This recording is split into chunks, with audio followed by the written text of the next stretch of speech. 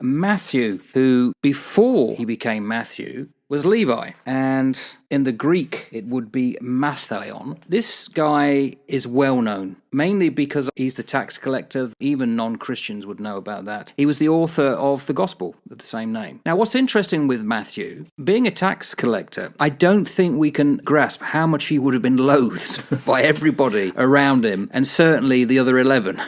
You're absolutely spot on. A tax collector. For the Romans. They were hated. They were outcast, forbidden from going into the synagogue. They were a social pariah. They were considered a traitor. It was absolutely incredible that a tax collector would have been in the lens of Jesus to recruit, to follow him. Just ridiculous. Tax collectors, they were not allowed to engage in any of the temple worship. So think about this. And we miss this if we don't understand it from a Jewish perspective. How important it was for a Jewish boy to be involved in the traditions of the Jewish people, which was all centered around the temple, around sacrifices for the forgiveness of sins. So how could you have your sins forgiven you if you weren't even allowed to get involved in temple worship? Not only were you a pariah in the temporal world in which you lived, but you were also, by being an outcast and by being banned, excluded from the life to come. Yes. So it reaches across not just your temporal humanity, but it reaches way into the realm of the spirit, where you have no place. In fact, when you think about Matthew, you need to understand the incredible thing that Jesus has just done here. As a Jewish tax collector, you were worse off than a Gentile, because the temple even had the outer court where a Gentile could step into the outer court. You weren't even allowed to do that. There's a school of thought, it's not common so much now, that it says he came from Nazareth. He just happened to set up shop in Capernaum because it was a main centre of trade coming from the north and the south, east and the west. He was known as a publicani, but he wasn't the top one. That was an absent landlord, so to speak, who then got people in various points around, in this case, Judea and the Galilee, to collect taxes, and they would extort as much as possible because they had to get enough for themselves, let alone then pass it on to the Romans. Previous to this, it says Jesus goeth up into a mountain and calleth unto him whom he would, and they came unto him, and he ordained 12 that they should be with him, and that he might send them forth to preach.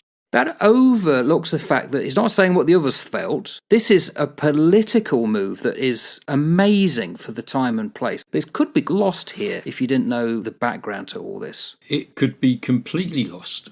Think of Matthew before we meet him. If he came from Nazareth, pretty rough area, this guy would have put up, been ostracized, probably had stuff thrown at him from behind. Yep. Jews were forbidden by law to be a tax farmer, but this guy does it anyway. And I think in the rabbinic writings, there was difference made between the publicans as gross sinners, and I'll get the pronunciation wrong, chaver, which is the observant Jew and therefore righteous. You can't be a righteous Jew if you're a publican. People would put you on the same level as prostitutes. You were not allowed to be a witness in a court. And yet, even though he was rich and making money from this, he gave up that wealth. He walked away from it. The very point about the tax collectors, what we will do is we will instantly bring that forward, and we'll think of Inland Revenue Department in our modern 21st century. We'll think of IRS if you're in the States, or whatever your tax revenue department is, and we'll align it with that. That's not the way it was. So back in the day, as you have rightly said, there were two general types of tax collectors. There was the Gabai, which was a general tax collector on taxes for things like property tax, income tax, poll tax. And those tax levels were set officially, so there was very little scope for a Gabai to actually tweak them. Then you had the Moches, the ones who were responsible for collecting duty on imports, exports, goods for trade, anything that moved by road. They were responsible for setting toll fees, bridges, how many cattle, beasts of burden you've got on the road at the time. And so often those tax assessments that were made by the Moches were arbitrary and sometimes quite capricious. And within that group, it was broken down further. So you had the great Moches and the little Moches. And the great Moches were the ones that Scripture refers to as a chief tax collector. And they are like the head honchos who stay behind the scenes. They let others go out and do their dirty work. So if you were to look in Scripture at a chief tax collector, it would be Zacchaeus, who Jesus calls. He was a chief tax collector. And the little mockers would work for them. So these are the dudes that would man the tax offices, the booths where they would receive duties. They were the ones that had the face-to-face contact with the people that got all the crap. And it was those people that you could put your finger on that were the ones that were banned from the synagogue, from the temple worship and all of that sort of things. In your face banned. Get out of here, being spat on as they walk down the street and all of that sort of stuff. Matthew, as a tax collector, would have sat in that little group. He manned the tax office.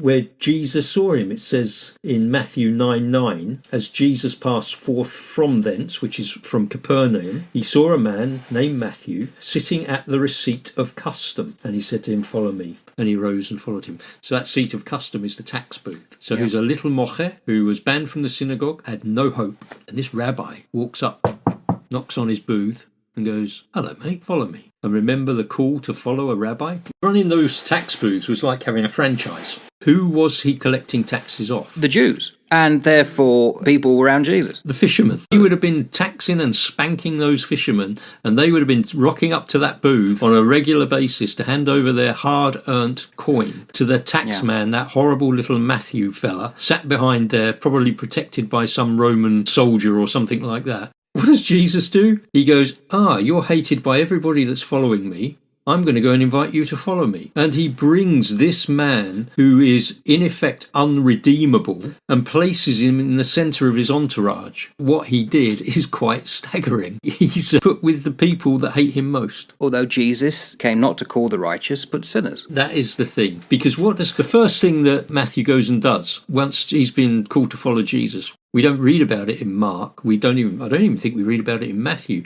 But Luke tells us about it. 5 verse 27. Levi is another name for Matthew. Sitting at the receipt of custom, and he said to him, follow me. Verse 29. And Levi made him a great feast in his own house. And again, you're going into the home of someone not considered righteous. And who's with him? And there was a great company of publicans, Yeah. the worst of the worst, Yeah. and of others that sat down with them. So what does Jesus go and do? He chooses a man who is ostracised by everything in the Jewish faith. He would have probably had his other disciples in tow, who would have all been sat there feeling like absolute lemons, surrounded by publicans and others. Who would the others be? Well, they're going to be all the other people that are ostracised from the Jewish faith. Prostitutes, probably. Drunkards, prostitutes, all of that lot. So you have got such a fascinating group of people sat round that table. I mean, that is a dinner party that I'd love to have stood and watched. Because you could just imagine, can't you, the religious people coming past, peering through the gates, staring at this raucous event going on. Matthew, who's absolutely elated, so elated that he's throwing this big shindig, called all of his mates round, got loads of wine going, loads of food going. Disciples that have already been chosen sat there going, what on earth are we doing? The rabbi's lost the plot. Jesus is just sat there watching all this kick off. And outside are the religious institutional people going, we don't like this. It says later on, their scribes and Pharisees murmured against his disciples, why do you eat and drink with publicans? And that's when Jesus comes in and says, they who are whole don't need a physician. Yeah. So if you're basically well, you don't need a doctor. If you're sick, that's when you need us. And Jesus came for those people. With Matthew, you got to remind this fella, he would have suffered daily insults. Yep. And then he elects to become one of the early Christians. I mean, his gospel really seems to be written a lot with the idea of the newly converted in mind, like himself. Yep. But then he becomes a Christian, who are equally picked upon. It's like frying pan to fire, isn't it? It is. Yeah. We know there's varying traditions for what happened to Matthew. One tradition is that he was stabbed to death in Ethiopia, he was possibly martyred in Persia, or he was burned at the stake. Various writers of the early fathers and the apocryphal texts give slightly different views of this. What we know is that he died for his faith in Jesus Christ in a way that spoke to so many people of Israel. The Gospel of Matthew is written in a way that has a Jewish audience in mind. And what fascinates me as well about Matthew is whatever happened to him in his young life, and bearing in mind he was a young man, he still had a spiritual hunger. Because when you read his Gospel, he knew the Tanakh and Torah, etc. He knew it so well. If I was to picture him, if I was to be filming this, I would have Matthew as a young boy who excelled in Torah, who excelled in the Tanakh, and who got to the school of the disciples, Bet Talmidim, and didn't get called by a rabbi. Right. And so he left. And he probably had his nose put out of joint. And so he thought,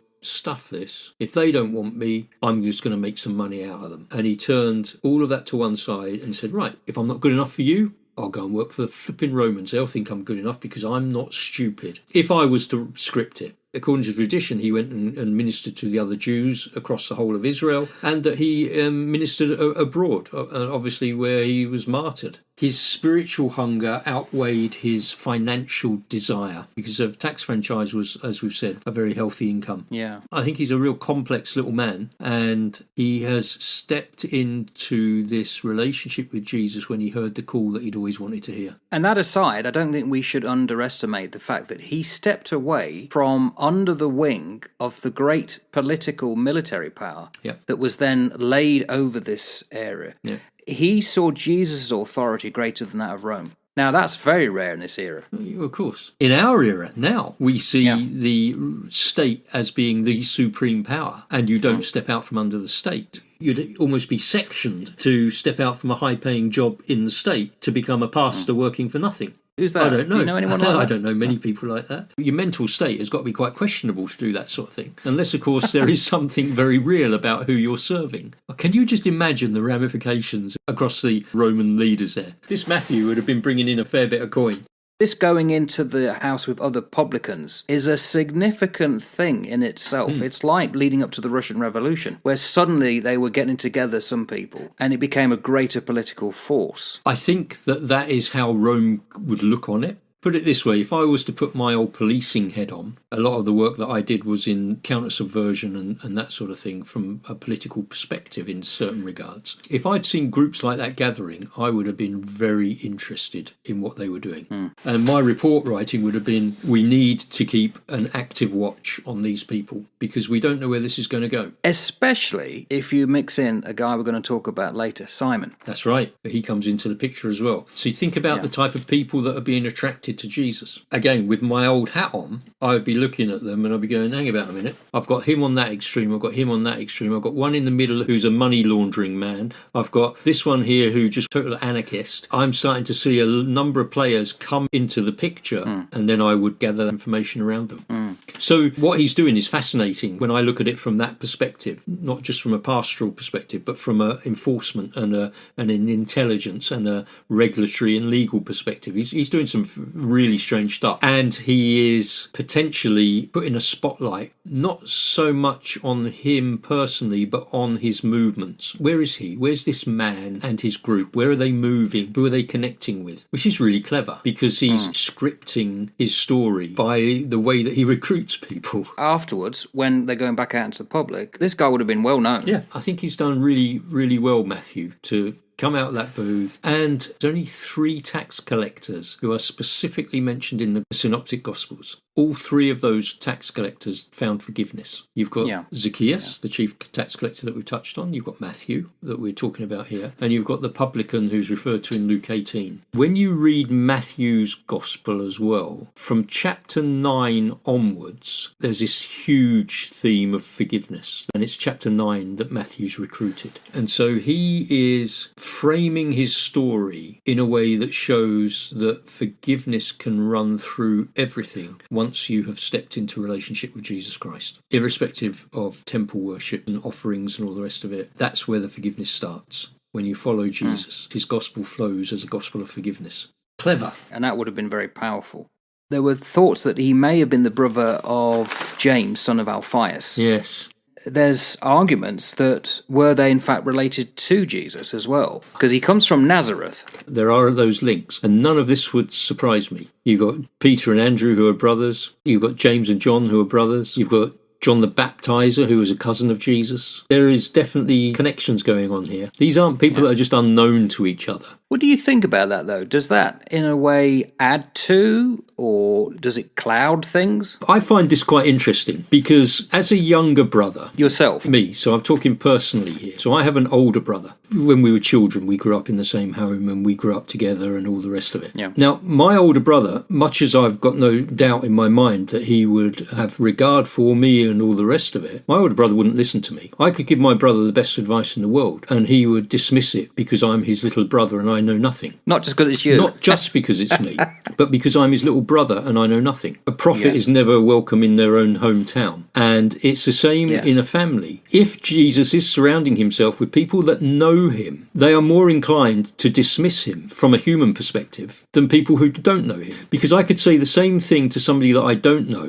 that I'd said to my brother, and they would take on everything I said and go, that's wonderful advice, Steve, I'll go and do that. But if I said the same thing to my brother, he would say, Steve, you're just an idiot. Yeah, I know what you mean. We do not take advice well from our family. And it's the same with children. Yeah. My daughter has said to me, somebody said such and such, and I think that's a great idea and I'm doing it. And I said, well, that's what I told you 10 years ago. And she says, yeah, but you told me. I'm not going to listen to you, am I? There's something in us that our people can't tell us the best way to be or to go or to do. And so if Jesus has surrounded himself with people that really know him from being little, that have grown up with him, then I would expect from a human perspective for them to dismiss him much more readily than they do. But also that if it had been constructed that nobody knew anybody and they'd all come together, it would be these places aren't that far apart from each other. So I'm not sure if the sort of premise of your question would have been around, isn't that a little bit sus? I think it plays quite the opposite. If you are able to convince two brothers, and not just once, then there is something that's being recognised very early on. It wouldn't be no surprise that we find that these men are related somewhere. Cousins, first cousins, second cousins, who knows? Related through marriage, related through other aspects. And it wouldn't be unusual. And to me, it just strengthens the credibility of the gospel account. These are stories of what happened. They're not exact chronology. They're not written in the same historical standard as we would expect things to be written today. They're written in a way that history was captured back in that day. They read like that. Themes. Yeah, and every writer has placed their themes in a way to convey their particular message to their audience. Yeah. Inspired by the Holy Spirit. So you get the authorial intent come through off the page, but you also get the inspiration of Scripture in the way that it all dovetails. It's amazing. If only more people would spend more time thinking about it, rather than just dismissing it as nonsense. Well, I think half the problem is that most people, and I talk about myself in the past, dutifully reread the page, but you're not taking in because of the flow or stopping enough to think, hang on, he was a publican. And like you say, meeting other publicans, there's not cross-referencing necessarily or building up that image, that picture. And it's just a list. You could say, oh, it's just listing, it's another listing. We talked about that when it came to Genesis, didn't we? Yeah. That there's lists, and you run the real risk of then saying it's got nothing to say because there are all these names running together. Yet when you study the names, they're all different and they all mean something. Absolutely. After Matthew comes Thomas, also known as Didymus. In the Greek, it would be Thulman. He is also from Galilee, but also a twin. His real name was Judas, though. Now, I can see potentially why it was changed, because it would have been confused with Judas Iscariot. There's not much scriptural detail about him. No. A lot of tradition. Yeah. Again, he's another one of these disciples of Jesus who was martyred for his faith. We believe that would have been in India, possibly Mylapore or Chennai. Yeah. The Indians hold him in very high esteem, and their tradition, the Indian tradition, the Acts of Thomas go all the way back to the founding of Christian communities out there. And it's not lost on me if he were indeed speared to death, because he's the one who doubted Jesus, and Jesus says, touch my hand, touch my side. Yes. Although he did overcome his doubts. Oh, yeah, totally overcame his doubts. But he's always known as Thomas, doubting Thomas. Yeah, he's got that tag from John, hasn't he, in the Gospel John of John. 14. When you do read about Thomas, and you've touched on the fact that he's Didymus, which means twin, which would suggest, once again, that he had a twin, that he had a brother or sister, male or female, we don't know, and that we're never introduced to. Some reckon it might have been Jesus. They're never introduced to us. So I would probably go against it being Jesus, because Jesus was the one on his own. I'm just looking at my bookcase behind me. Pretty sure that somewhere up here I've got the Gospel of Thomas. Apocryphal. Yeah. He's the Eeyore of the Bible. Oh me, oh my. I taught on the miracles of Jesus, and one of the miracles that I really love is the raising of Lazarus from the dead. Yeah. Well, for Thomas, that was a major turning point, wasn't it? Yeah. In John 11, and you've got all of the talk going on about the Lazarus visit, and they've just come out of this area where everyone wants to kill Jesus. And now Jesus is going, well, we're just going to head back into that area now because Lazarus is unwell. And you get Thomas going, oh me, oh my. I suppose if he's going to have to go, we may as well go and die with him. him.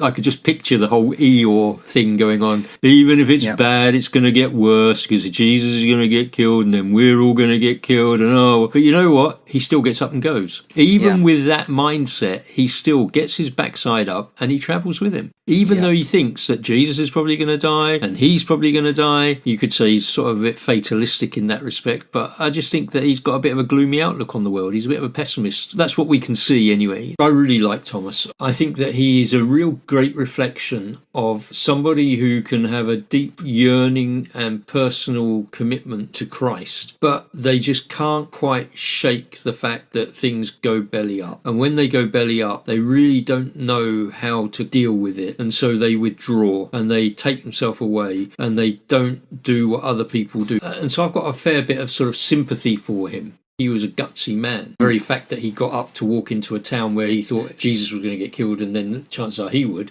and he still gets up and does it. He's certainly somebody that's well worth us contemplating a little bit about his mindset. Let's speculate for a moment. Okay. I wonder if there isn't a sense that he has been abandoned when Jesus dies. If he was a twin and his twin was lost at birth, he would grow up with a sense of loss that he probably wouldn't even be able to understand, because the ties between twins is very, very significant, isn't it? Yeah. That he's even grown up through his life with an overarching shadow of loss and abandonment on him. And then Jesus leaves him and dies. So he can't believe that he can be found by somebody and kept by somebody. And then he meets Jesus, and then after 3 years he's starting to move into this, wow, maybe this is who he is, and I can relax into this man who's everything that I think he is. And then what happens to him? He gets crucified.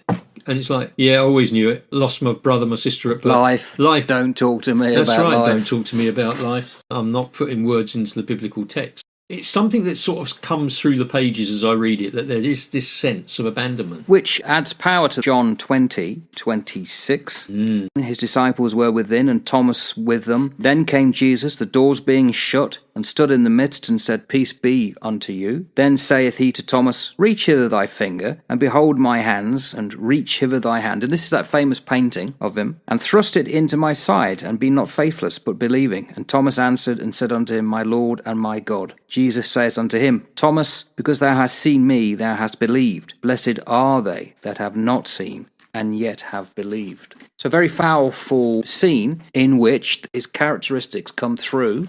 There's your proof. Going back to how his martyrdom happened, he was thrust through with a spear, and Jesus says, there you go. And so I wonder, when Thomas was stood there having that spear thrust into his side, the words of Jesus didn't echo in his mind, don't be faithless, be believing. And so he maybe died even with those on his lips, which is a lovely way of looking at his martyrdom. One of the fascinating things there with Thomas then is his reaction as you've read it. Thomas answers and said unto him, My Lord and my God. Yep. Now think about that from a Jewish perspective. Oh, yeah. There is one God, and Thomas has just identified his Lord and his God. And this Jewish boy fell at the feet of his God. It's an absolute declaration of the divinity, the deity of Jesus by this follower of Jesus.